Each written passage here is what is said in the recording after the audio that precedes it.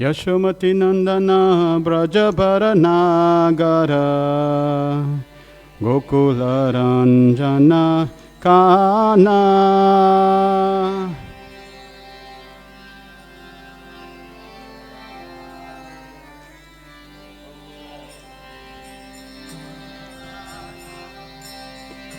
Yashomati Nandana Brajabara Nagara Gokula Ranjana Kana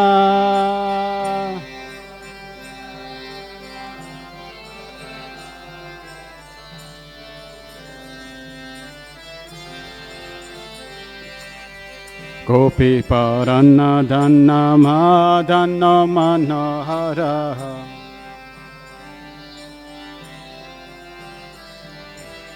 Gopi Parana Dhanna Madhanna Manohara Kaliya Dhamana Vidana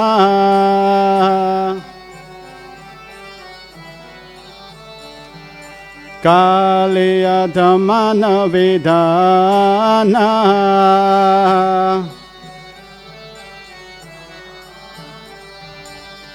Amala Hare Nama Miya Vilasa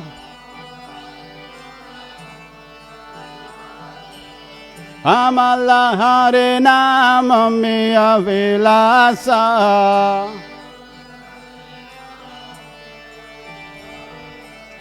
Vipina Purandara Navina Nagara Bhora Vamsi Badana Suvasa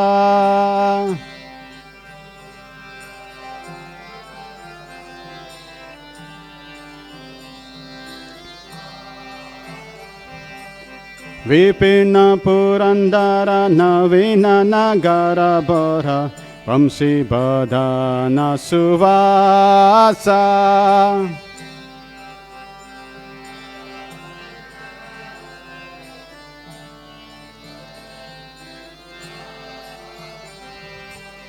Prajajana Palana Asura Kulanasana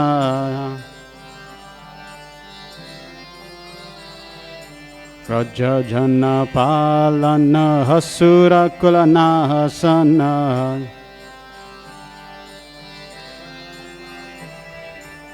Nanda Godana Rakovala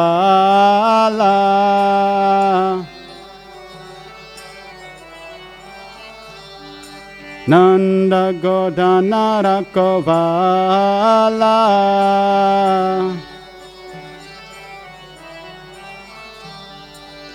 Govinda Madhava Navanita Taskara Govinda Madhava Navanita Taskara Sundarananda Gopala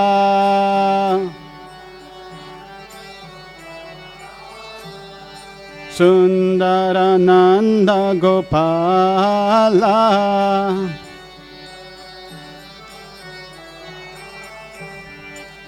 Yamuna Tatachara Gopi Basanahara Rasa Rasika Kripa Moya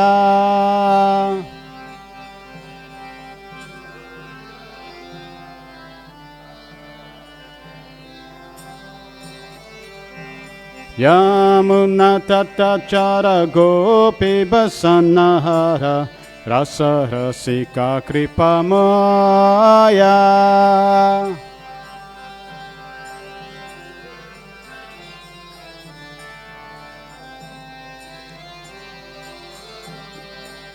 Shiva Davalabha Vrindavana Natabara Shiva Davalabha Vrindavana Natabara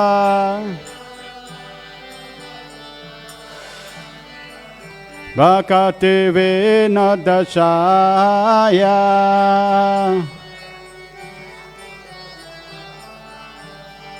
Bhakti Vinodashaya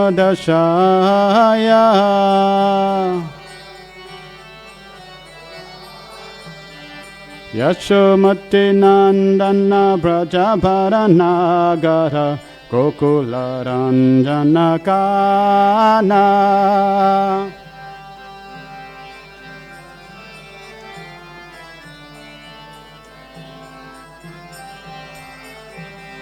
Yashomati Nandana Brajabaranagara Gokula Ranjana Kana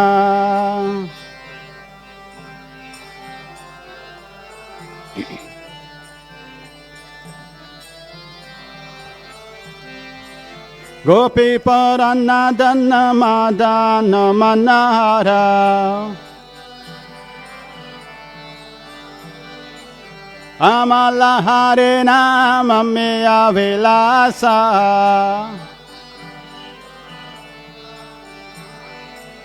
Vipina Purandara Navina Nagara Bara Braja Jana Palana Asura Kulanasana Govinda Madhava Navanita Tajkara Yamuna Tatachara Gopi Basanara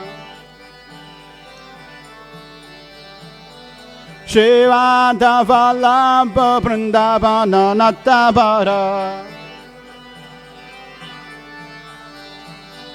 Bhakti Vinodashaya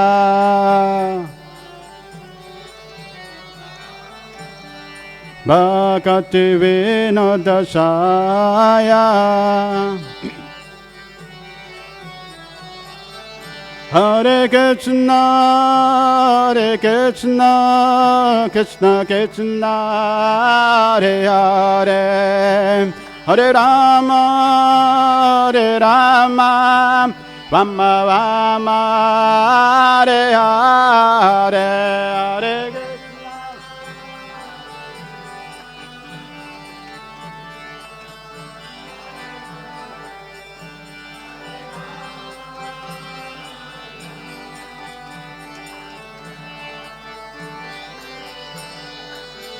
Hare Krishna, Hare Krishna, Krishna Krishna, Hare Hare, Hare Rama, Hare Rama, Rama Rama, Hare Hare.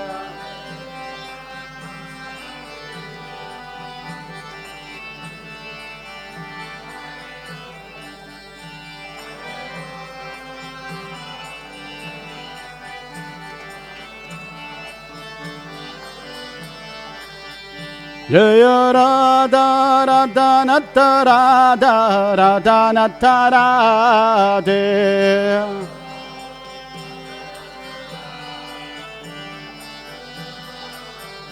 Jaya Nitai Gaura Hare Nitai Gaura Hare Gaura Hare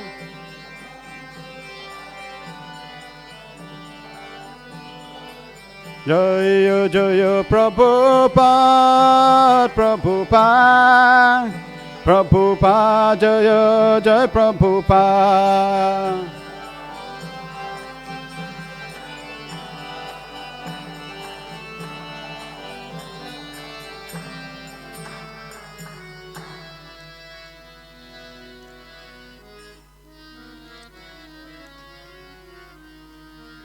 Jaya Radha Madhava Kunja Bihari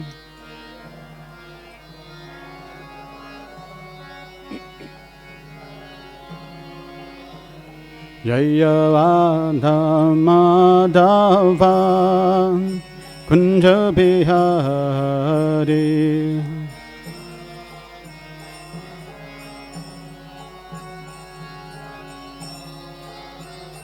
Jaya Gopi Janavallabha Girivaradhari Jaya.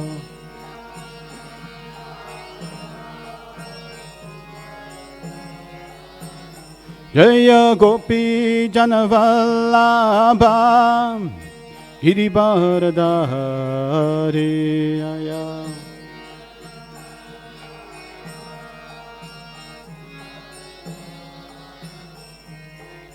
Yashodanandana Braja Janaranjana.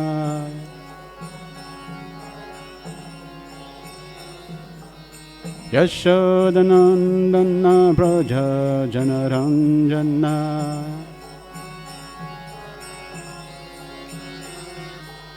Yamuna Teva Vanachahavi Yamuna. Yamuna Teva Vanachahavi Yamuna. Jaya Radha Madhava Kunja Bihari.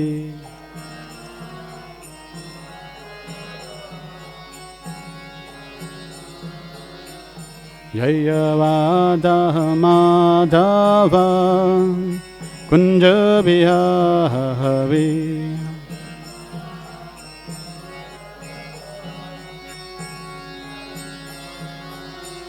Jaya Gopi Janavallabha Girivaradhari.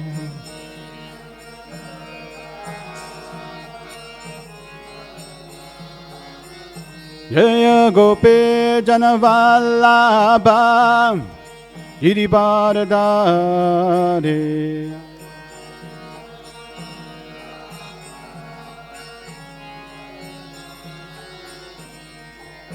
Yashodanandana Braja Janaranjana.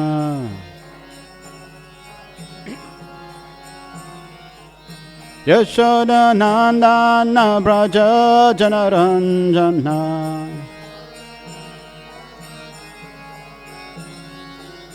Yamuna Teva Vanachavi Yamuna. Yamuna Teva Vanachavi.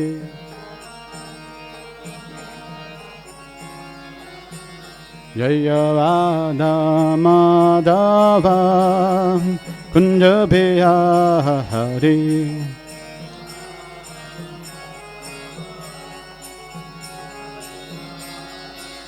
Jaya Radha Madhava Kunja Bihari.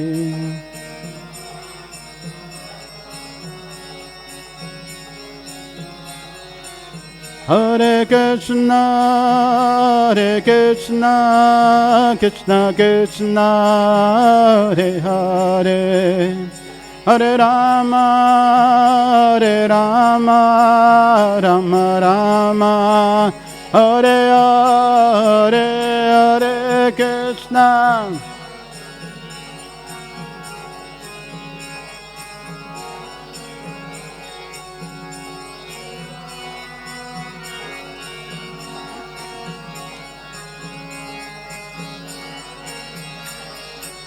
Jaya Radha Radha Nata Radha Radha Nata Radha.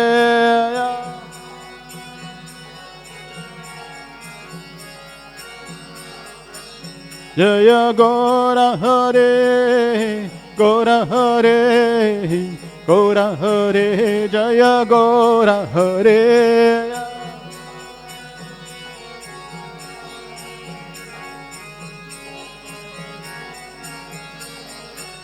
Jaya Giri Govardhan, Giri Govardhan, Giri Govardhan, Jaya Giri Govardhan.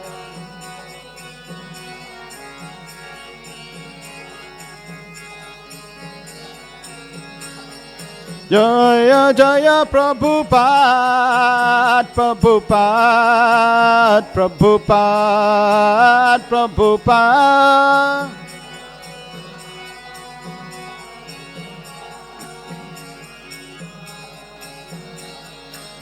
Nitai Gaura Haribol, Haribol, Haribol, Nitai Gaura Haribol.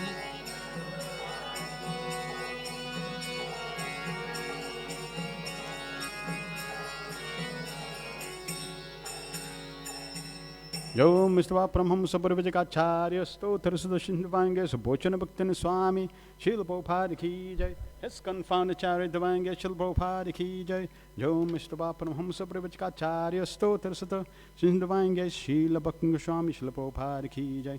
Ananda Kuri Vaishnavanda Ki Namacha Shlari Rastakur Ki Prem Se Koshi Krishna Chaitanya Prabhu Nityananda Shri Advaita Gadadhar Shivasari Gaura Bhaktavan Ki Shri Shivada Krishna Govinda Sham Kunda Radha Kunda Giri Govardhan Ki Jai, Vrindavan Dham Ki Jai, Navadev Dham Ki Jai, Mahapu Dham Ki Jai, Ganga Maya Ki Jai, Yamuna Maya Ki Jai, Bhakti Devi Ki Jai, Tulsi Devi Ki Jai, Samaveta Bhaktavan Ki Jai, Nitai Gopramanande, all glorious assembled devotees, all glorious assembled devotees, all glorious assembled devotees, all glories, Shri Guru and Shri Guranga, all glories, Shri Prabhupada Ki Jai.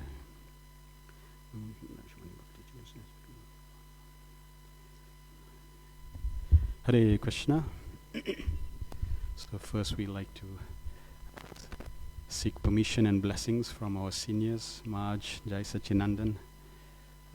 Reminds me of a past time. Srila Prabhupada asked one of his disciples to give a class in front of him. And this, he was a sannyas disciple, a very wonderful preacher, very eloquent, preaching. And Prabhupada asked him to give the class, morning class. So he became very nervous. Sat on the Vyasasan, Prabhupada was sitting in front of him, and he started to give the class. And, well-spoken, educated, good, nice, wonderful preacher. And when he started giving the class, he started speaking, and the other sannyas, God brothers that were there, they couldn't understand a word he was saying. It's like the gibberish. His words were all interchanging. He was so nervous, incoherent. And he went on nervously giving the class. Everybody sitting in the audience are wondering, what is he saying? After he finished that class, Srila Prabhupada said, very nice class. So if you don't understand anything I say, don't worry. Just the nervousness. Right, so we're going to read from Krishna book. Can repeat the invocation.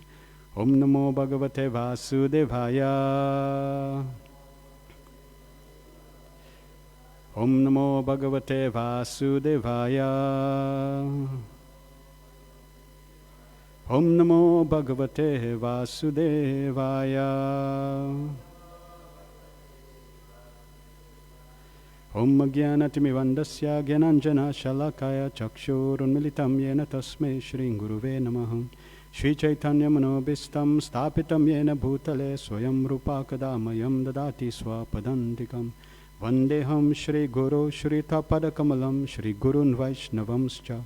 Shri Rupam Sagrajatam Sahagana Raghunatha Vitam Tam Sajivam Sadvaitam Savadutam Parijana Sahitam Krishna Chaitanya Devam Shri Radha Krishna Padan Sahagana Lalita Shri Vishakhan Vitamscha.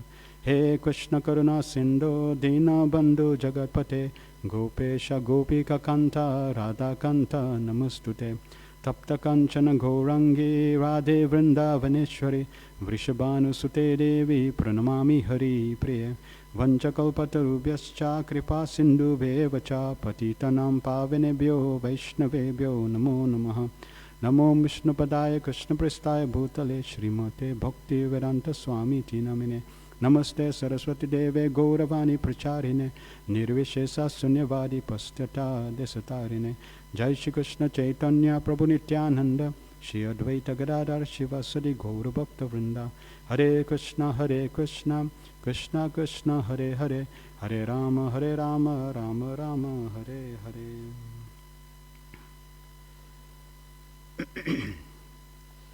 So we are reading from Krishna book, chapter 51, the deliverance of Muchukunda. Srila Prabhupada, he once mentioned that we should have a film on each chapter of the Krishna book. Because each chapter is a story itself. So each chapter should be produced as one episode, one film episode.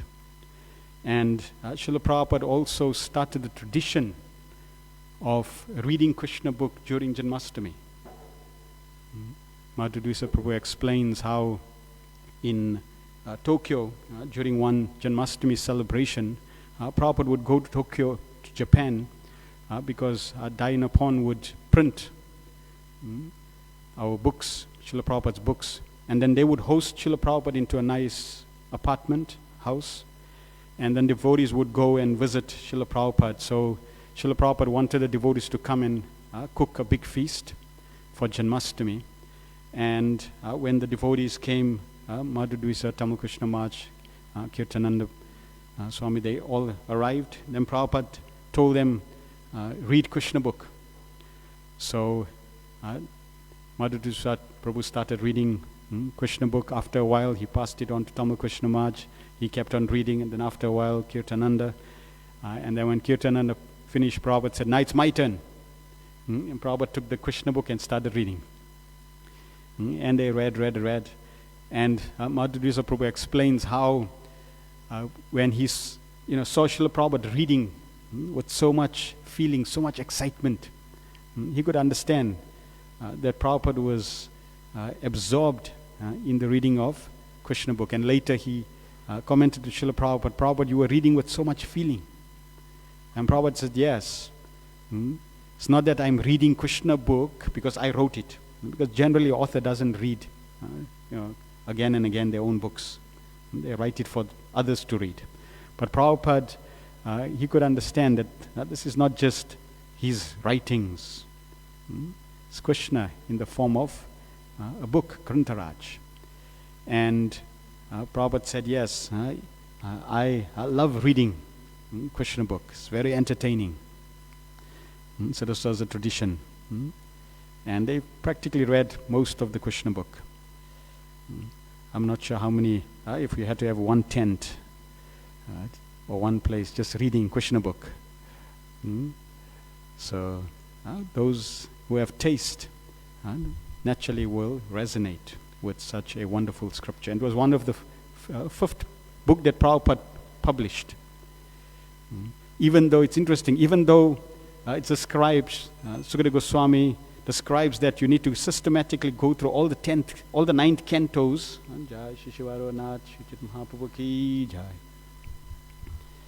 That you have to systematically go through all the cantos to get to the 10th canto. But it was one of the early books that Srila Prabhupada gave to the world. And Prabhupada intertwined the philosophy of Krishna consciousness in the Krishna book very nicely. So this is the deliverance of Muchukunda.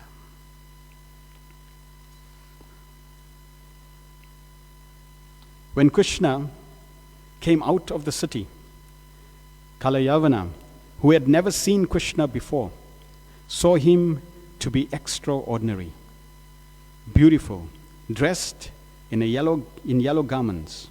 Passing through Kalyavana's assembly soldiers, Krishna appeared like the moon in the sky, passing through the assembled clouds.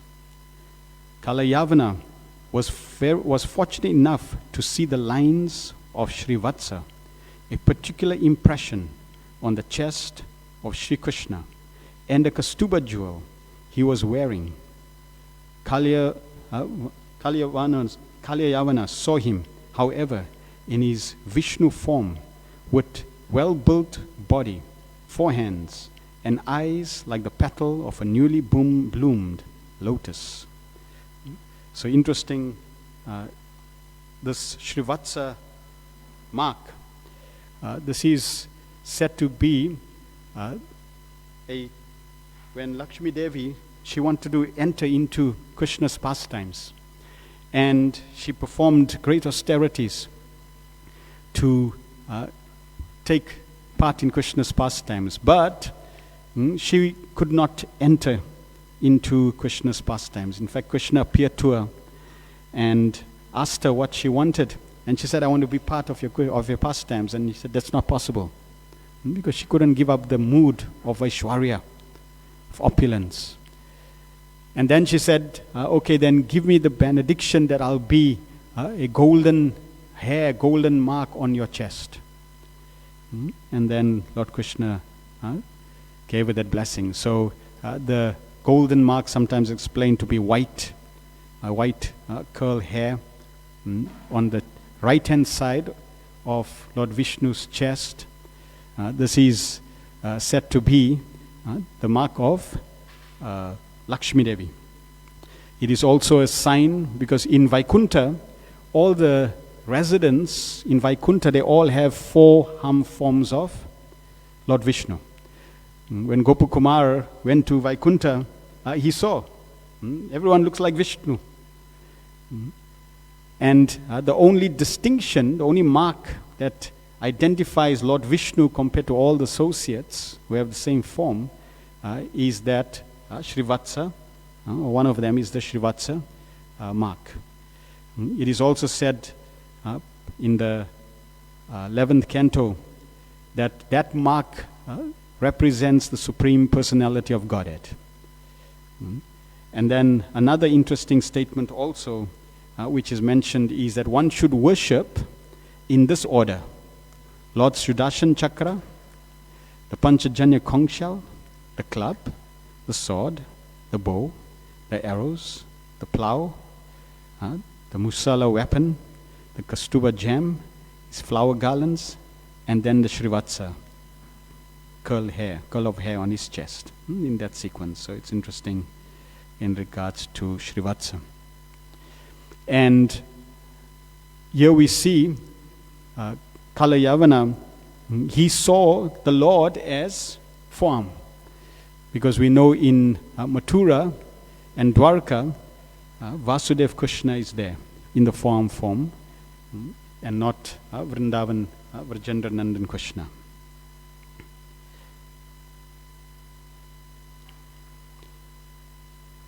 Kalayavana,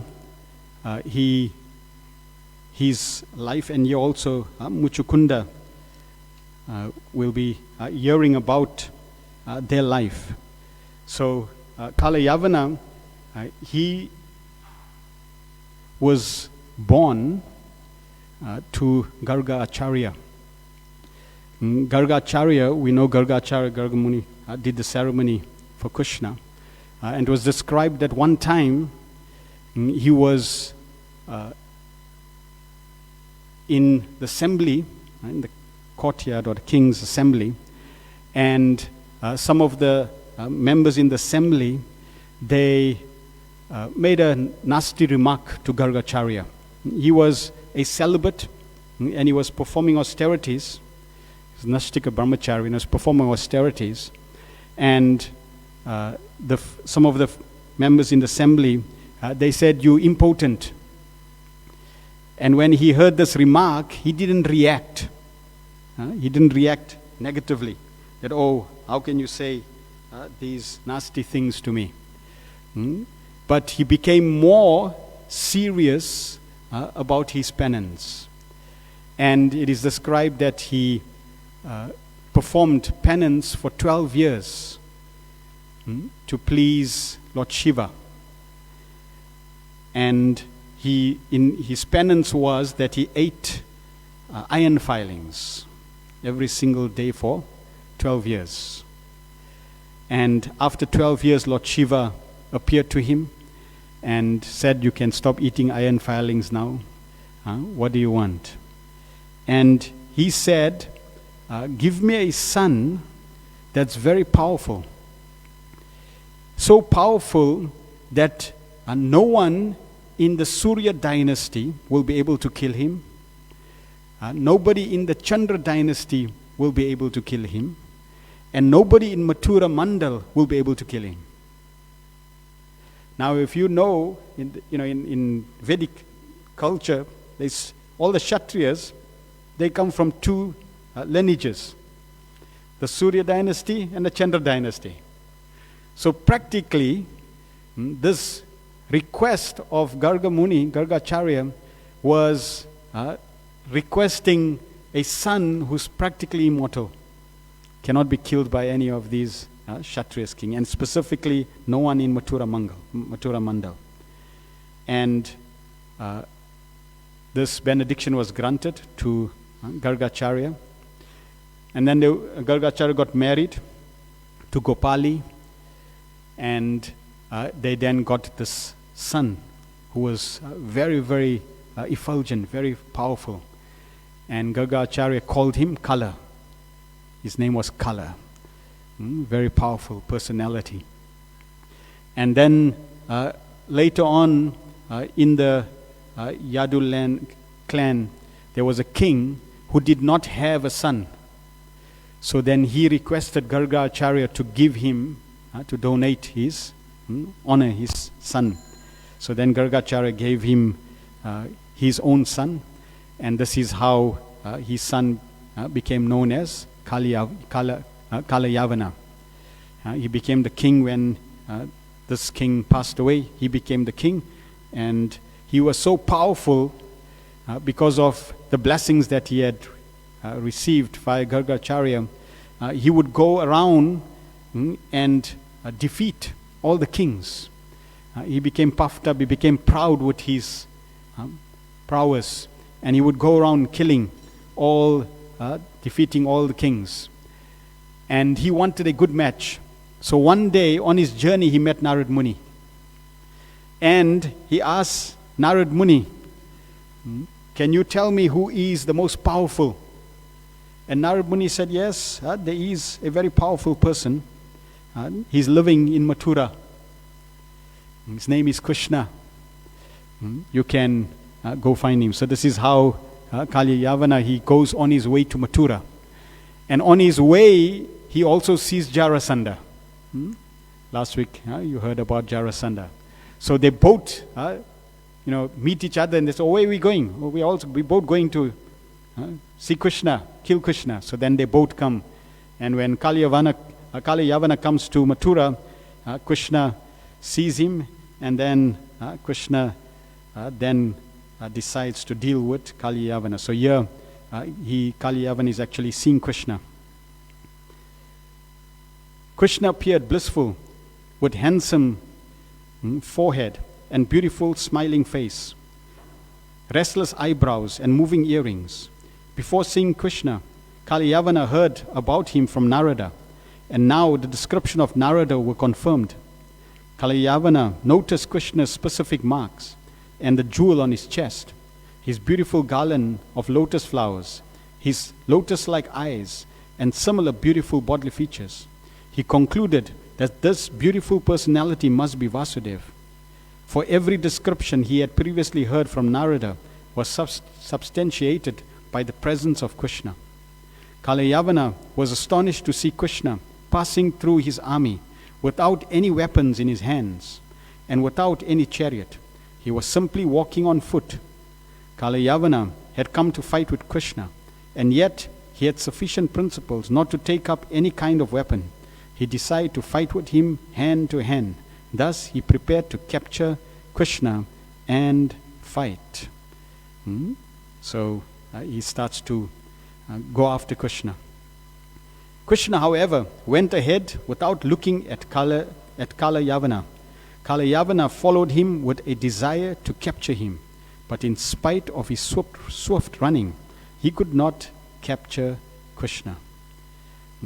Described Krishna was not too far from him, just like hand's distance, so that Kalayavana could.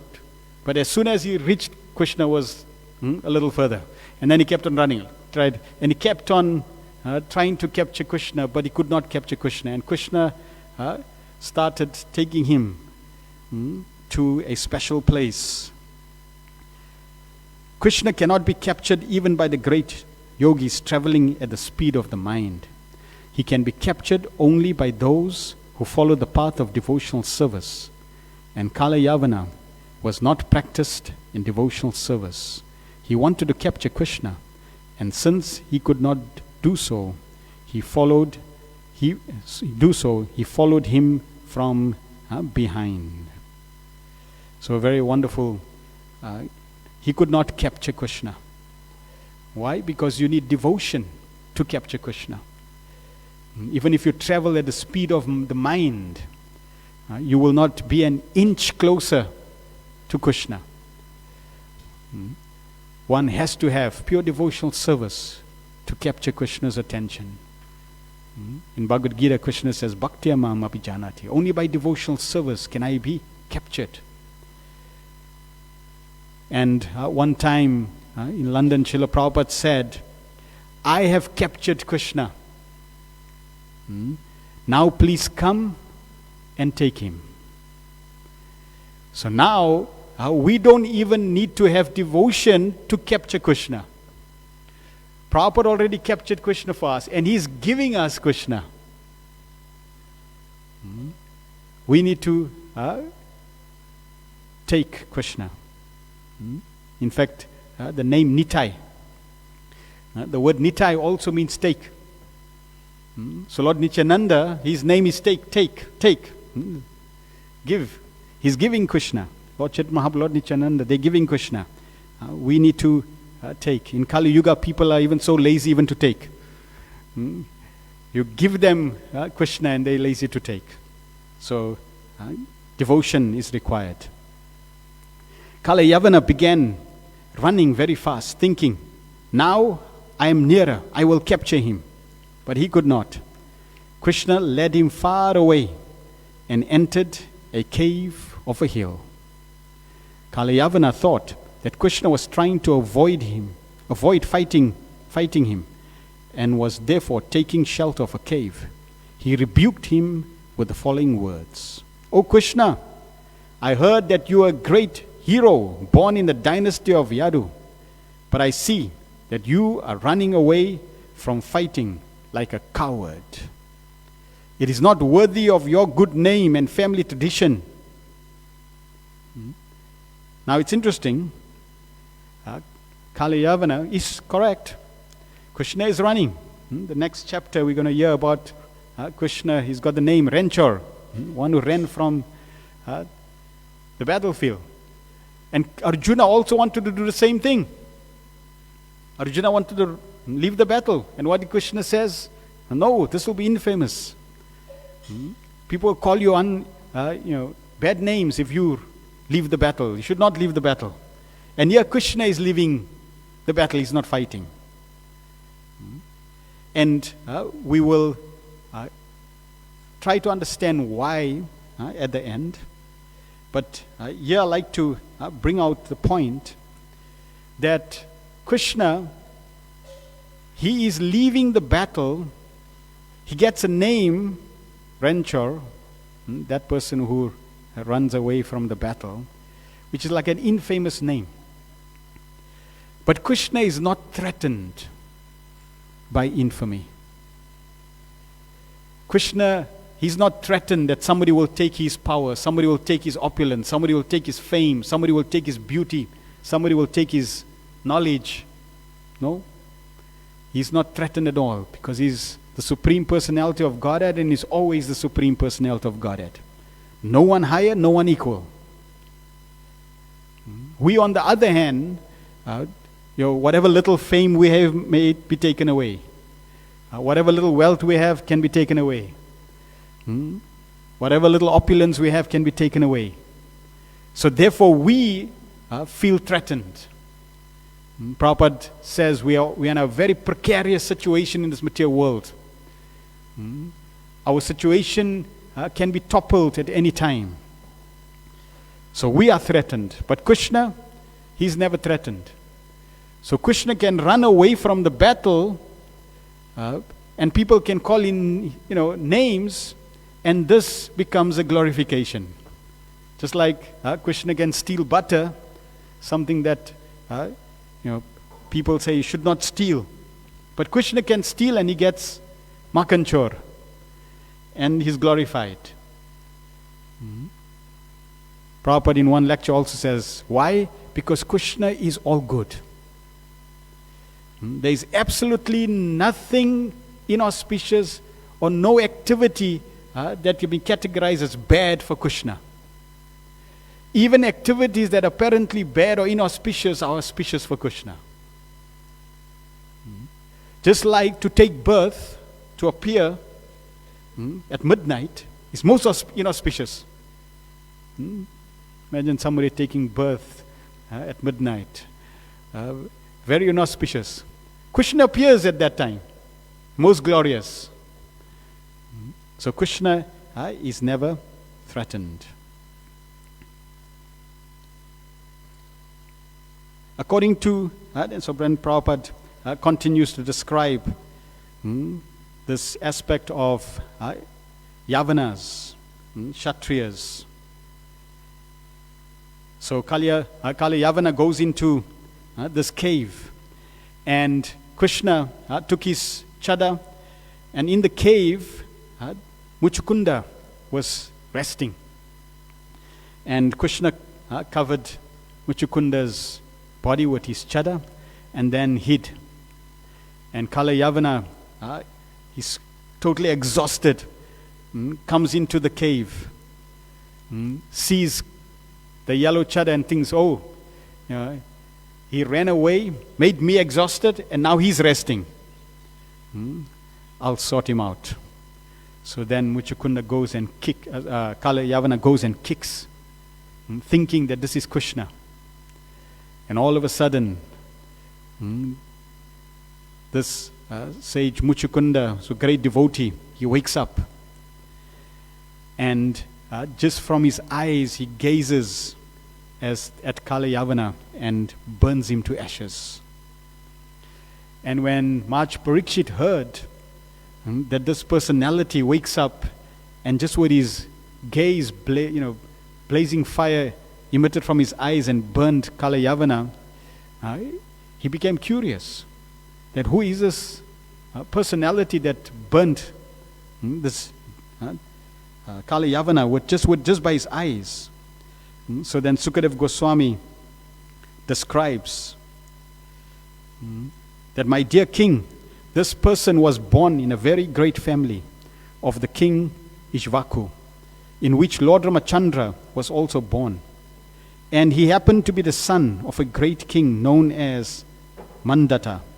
He himself was also a great soul and was known popularly as Muchukunda. King Muchukunda was a strict follower of the Vedic principles of Brahmanical culture, and he was truthful to his promises. He was so powerful that even demigods like Indra used to ask him to help in fighting the demons. And as such, he often fought against the demons to protect the demigods. The commander-in-chief of the demigods, known as Kartikeya, was satisfied with the fighting of King Muchukunda. But once he asked the king, having taken too much trouble in fighting the demons, retire from fighting and take rest. Kartikeya addressed King Muchukunda, quote, "My dear king, you have sacrificed everything for the sake of the demigods. You had a very nice kingdom, undisturbed by any kind of enemy. But you left that kingdom, neglected your opulence and possessions, and never cared for fulfilling your personal ambitions. Due to your long absence from your kingdom while fighting the demons on behalf of the demigods, your queen, your children, your relatives, and your ministers have all passed away in due course of time. Time and tide wait for no man. Now, even if you return to your home, you will find no one living there. The influence of time is very strong. Time is so powerful because it is the representation of the Supreme Personality of Godhead. Time is therefore stronger than the strongest. The influence of time can effect changes in subtle things without difficulty. No one can check the progress of time. As an animal tamer tames animal according to his will, time also adjusts things according to its own will. No one can supersede the arrangement made by supreme time." So it's described that Muchukunda, he was a great devotee, and one time he went to see Garga Muni, Gargacharya. And just moments association with Gargacharya, he received the blessing from Gargacharya that one day you will receive the full blessings of Krishna. You will meet the Supreme Personality of Godhead. So Gargacharya knew that he received this moments association, Muchukunda, knowing that he received this wonderful blessing from Garga Muni, and here with the demigods, he initially asked, please give me liberation. And they said, nobody can bestow that. Nobody can bestow liberation. So then he said, okay, give me the blessing that I will sleep for a very, very long time. And anyone that wakes me up, soon as I see them, they'll be burnt. So one reason he asked that anyone who I see will be burnt, because he didn't want the demigods to wake him up again to call for another fight. So Indra knew, okay, don't go and bother him, because if I go bother him, I'll be burnt. So then he slept. And he slept for quite a few yugas, it's described. This was in Satya Yuga. So practically whole of Satya Yuga, Tetra Yuga, and now whole of Dwapar Yuga, the end of Dwapar Yuga, he's there in the cave, fast asleep. And Krishna knew that. Krishna also knew the blessing, or the blessing that Lord Shiva had given to Gargacharya for his son, that nobody in any of the lineage of the sun god or the moon god, any warrior would be able to kill. So therefore Krishna, using this situation of Muchukunda's the benediction that he got, that he can burn anyone, Krishna took Kalayavana and then went into the cave, and Kalayavana was killed. So now Muchukunda, he is awake, and he sees the Supreme Personality of Godhead.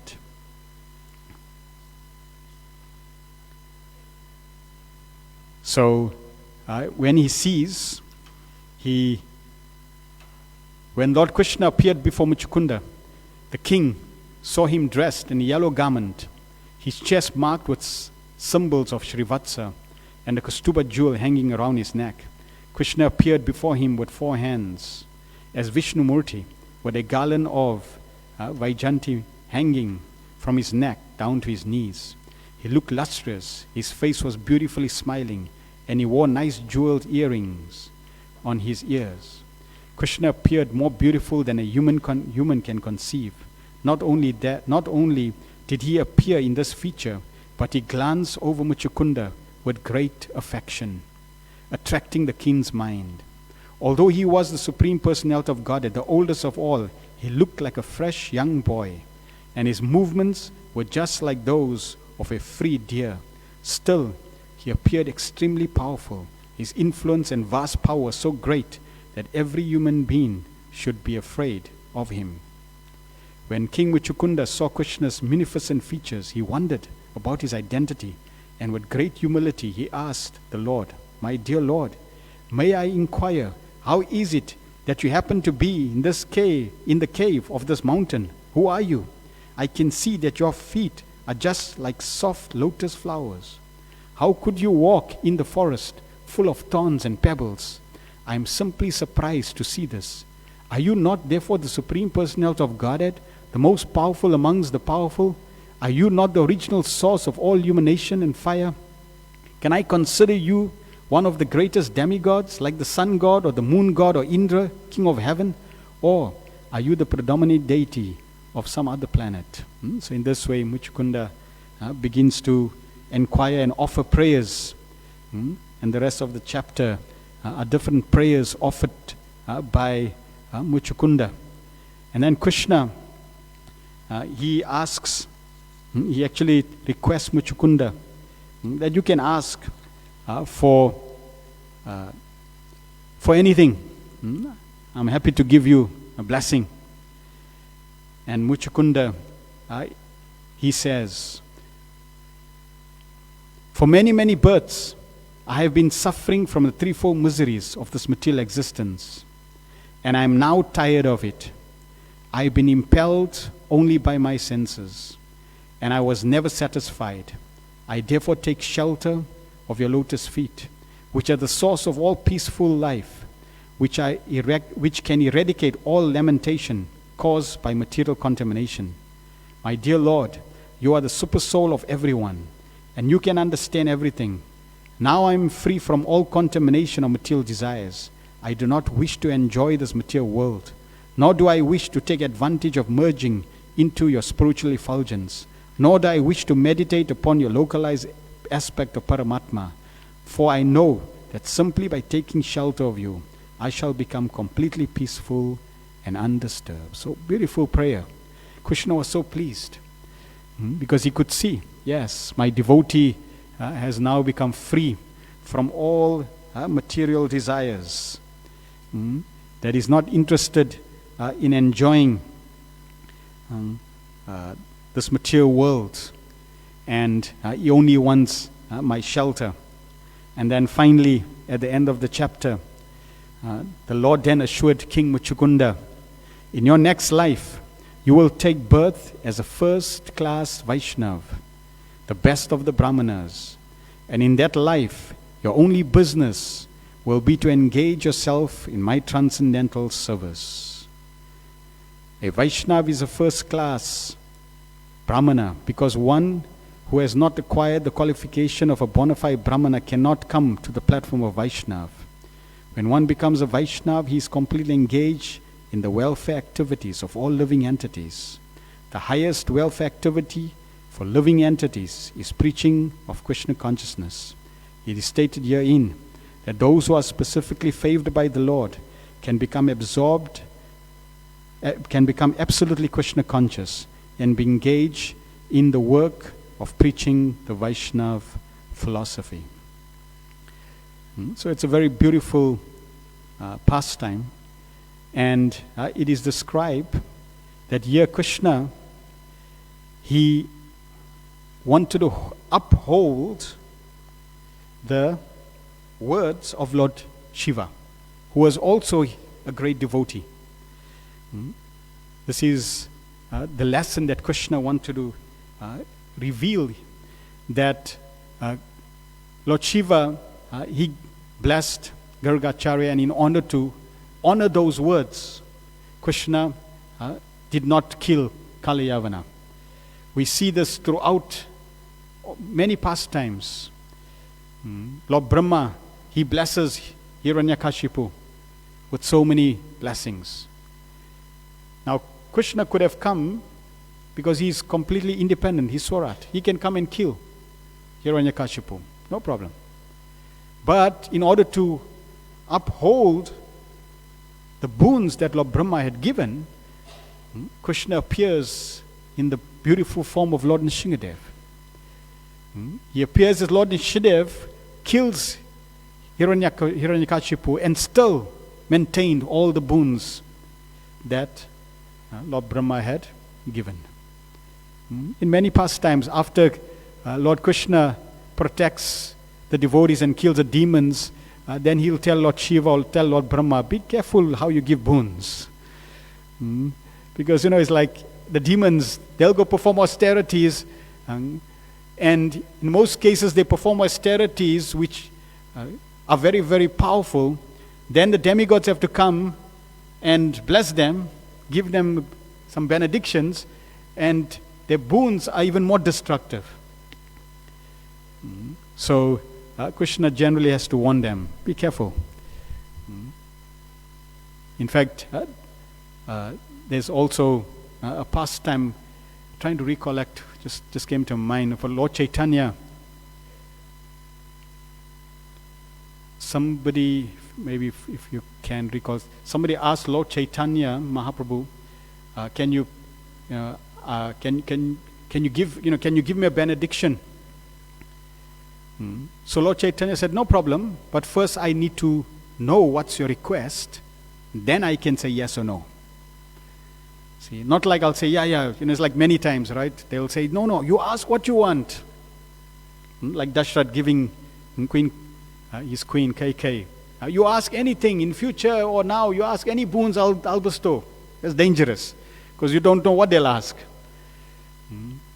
So when this devotee said, please, Lord Chaitanya Mahaprabhu, can you give me a benediction? He said, no, I can't give you benediction. First you tell me what you want, then I'll say yes or no. So that was there. So here, Lord Krishna wanted to show that he will uphold the words of his devotees. Very, very instructive. And why is that instructive? Because for us, that is very, very instructive, because Srila Prabhupada has made many promises in his books. Many blessings are there in Prabhupada's books. So for example, Giriraj Maharaj mentions in his letter, Srila Prabhupada had written that if you chant 16 rounds nicely, follow the four-legged principles nicely, and you preach as best as you can, then you can go back to Godhead. His Holiness Jayaparak Maharaj mentions this one beautiful pastime where Srila Prabhupada had a whole program, and Prabhupada is talking about how at the time of death you have to think of Krishna only. Krishna is mentioning, you have to think of him only. If you think of something else, you can be distracted, but you have to think of him only. And Prabhupada noticed that the devotees sitting in the audience, weren't so happy, because just to think of Krishna only is, very difficult. So many thoughts come into the mind, even at the point of death.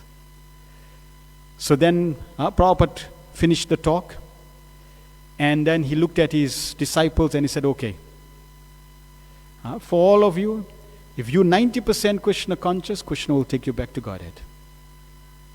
So there was some hope.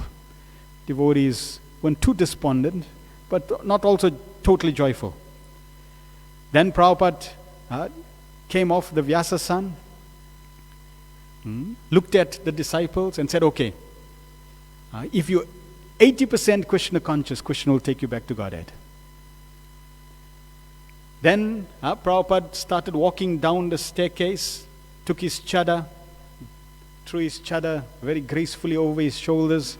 And Prabhupada has a very, if you see, Prabhupada's got a very regal look, like the ambassador. And Prabhupada looked at it and said, okay, if you're 70% Krishna conscious, Krishna will take you back to Godhead. And the whole crowd, devotees in Jai Srila Prabhupada, they were happy. At least now we have some hope. And then this discussion started. Because Krishna says you have to think of me at the time of death. 10%, 100%. If you don't think of me, no guarantee is there. No guarantee. So the devotees said, they were discussing, how is it that Prabhupada says you can have 70% Krishna conscious, go back to Godhead? And the different devotees giving different comments. So in the evening, the servant went to Srila Prabhupada, and he said, Srila Prabhupada, in the morning and during the day in the class you mentioned this point, and the devotees were having the discussion that how is it that, if you say 70% Krishna is going to take you back to Godhead. So the devotees are discussing how is that possible. And Srila Prabhupada, he said, my spiritual master is very, very merciful. He's got the back door key. So if you're coming from the front door, the spiritual world, 10%, 100%. If you're going from the back door, then there's more mercy there, 70%. But the main reason in relation to this pastime is that Krishna will want to fulfill the wish, the desire of his pure devotees. Just like Krishna is maintaining and honoring the desire of Lord Shiva, similarly, he's maintaining, he will maintain the desire and wish of Srila Prabhupada. Why? Because Srila Prabhupada is fully surrendered and dedicated in completely serving Krishna. And therefore Krishna also wants to serve his pure devotee. there's also another beautiful pastime of a devotee. His name was Bhuvana Singh. And this devotee, Bhuvana Singh, he was serving as, in the king, serving the king as part of the ministers. And he was a great devotee, so he loved to serve the devotees. And the king, knowing that he loved to serve the devotees, gave him a piece of land where he could use the land, get about 2,000 or 2 lakhs, 200,000 rupees, and in this way maintain his service to the Vaishnavas. So one day the king went hunting, and while hunting with Bhuvana Singh, the king saw a female deer. And the king tried to kill the deer but missed the target. Bhuvana Singh, he was also on his horse, and he tried to chase the deer. And the female deer was also pregnant. So Bhuvana Singh, he took his sword on his horseback. He came near the deer and he killed the deer. At that point when he killed the deer and he saw the deer suffering together with the child that was just born, he felt heartbroken. And he was thinking, they call me a devotee, but just see, my activities are sinful, my activities are demonic. How can I be a devotee? But because he was working, or he was under the king, he couldn't really change that situation. But he felt very, very heart sore that this is not befitting a devotee. I need to do something. So he was thinking, what can I do? He thought, okay, since I can't change my occupation and I'm working for the king, what I'll do is I'll replace my sword. Instead of having iron sword, I'll have a wooden sword. And I'll put a wooden sword in my sheath. So in this way, you can't really kill anyone with a wooden sword. So this is what he did. He put a wooden sword. And Bhuvana Singh's brother, who was envious of him, because he was favored by the king, he didn't like, he wanted to now defame him. So he went to the king. And he came to the king and he said, King, Your Majesty, you know what? My brother, he's got a wooden sword in his sheath. So the king, he knew that Bhuvana Singh was a wonderful devotee, and he wouldn't do something like that. So he didn't really, take it seriously. But Bhuvana Singh's brother kept on telling the king. This went on like for the whole year. And finally, his brother went to the king and said, I'm telling you, Bhuvana Singh got a wooden sword. If he does not have a wooden sword, you can kill me. That's how convinced I am that he's got a wooden sword. So the king said, okay, he's going to have to do something to see this, gauge the situation.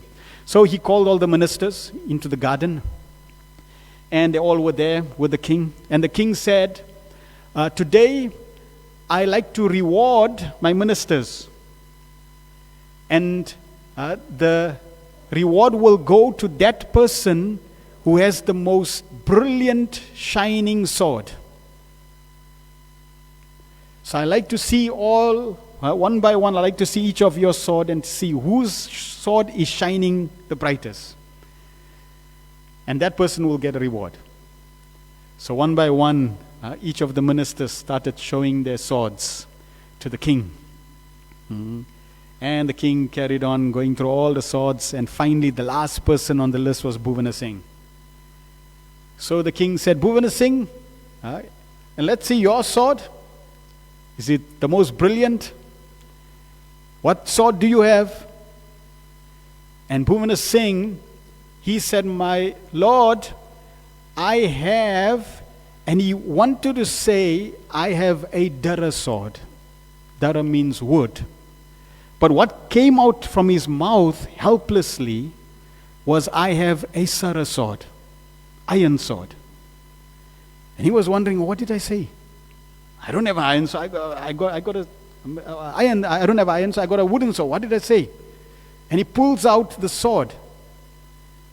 And all of a sudden, it was a brilliant, effulgent iron sword. The Lord transformed his wooden sword into an iron sword. And his brother was shocked. And the king looked at the brother and said, you are a rascal. You are envious. Capture him, put him in prison, and he's going to get a death sentence. When Bhuvana Singh heard that his brother is going to get the death sentence, he fell at the feet of the king and said, no, my king, he's correct. I did have a wooden sword. And he shared the pastime of how he was hunting with the king, and how when he killed the deer, he just felt so bad. And he felt that he has to now have a wooden sword. But the Lord, in order to honor the words of his devotee, transformed the wooden sword into an iron sword. And when the king heard this story, how the Lord reciprocated like this, and he could understand the position of Bhuvana Singh, he told Bhuvana Singh, from today onwards, you can take every year 400,000 or even 800,000 rupees. You don't need to work. You use that funds for serving the devotees. You can stay at home, serve the devotees, and I'll regularly come and visit you and take darshan. Because of you being such a wonderful servant of the Lord. So this pastime shows how Krishna is eager to honor the words of his devotee. And therefore, Krishna will also be very eager to honor the words of Srila Prabhupada. Whatever statements Prabhupada has made in his Bhaktivedanta purports, and we find there are so many amazing, sometimes you read and Prabhupada makes extraordinary statements. Krishna will be very eager to honor. I was reading Srila Bhakti, in conclusion, I was reading Srila Bhakti Maharaj said that and generally, Bhagavad Gita, Krishna says, it takes many, many births. Bahunam janmanamante. It takes many, many births to become perfect. Srila Bhakti Maharaj said it will take minimum 3 births. 1 birth Kanishta Adhikari, 2nd birth Madhyama Adhikari, then 3rd birth Uttama Adhikari. So even minimum 3 births. Srila Bhaktivinoda Thakur, he writes, it will take you hundreds of births to become perfect. And we find Srila Prabhupada in his Bhaktivedanta purports, he writes, you can go back to Godhead in this lifetime. Many places Prabhupada writes that. So it seems totally contradictory.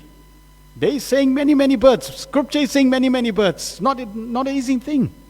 The yoga ladder takes billions of lifetimes to climb. And here Prabhupada says 1 lifetime. In some conversation, Prabhupada says, yes, 1 lifetime. So, and Prabhupada's mercy is there.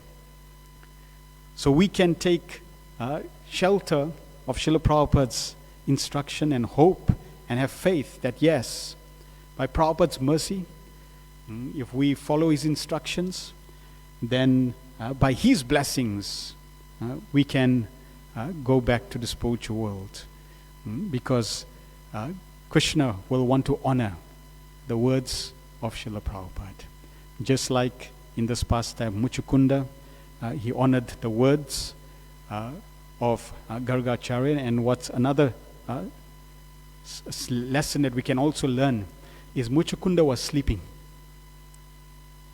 And Krishna was running to Muchukunda. But we may also be in a similar situation. When we're young, we're able, we're active, we're able to render service, but as the body ages, then eventually it'll lie down. And Krishna will see, just like Muchukunda, he was a great devotee, very active, very enthusiastic, but then lying down. So while we have the strength, while we have the energy, we should be enthusiastic, we should be eager, we should be engaging in devotional service. Because then when the time comes and our body becomes inactive, at least all the energy that we have dissipated in the service of the Lord, with the mind absorbed in Krishna, then while we're lying down, we'll be able to think of Krishna, but most definitely Krishna will be thinking about us. And Krishna will also be running towards us. Srila Prabhupada ki jai, Nitai Gopramanande, Hari Hari Bol. Any questions or comments anyone has?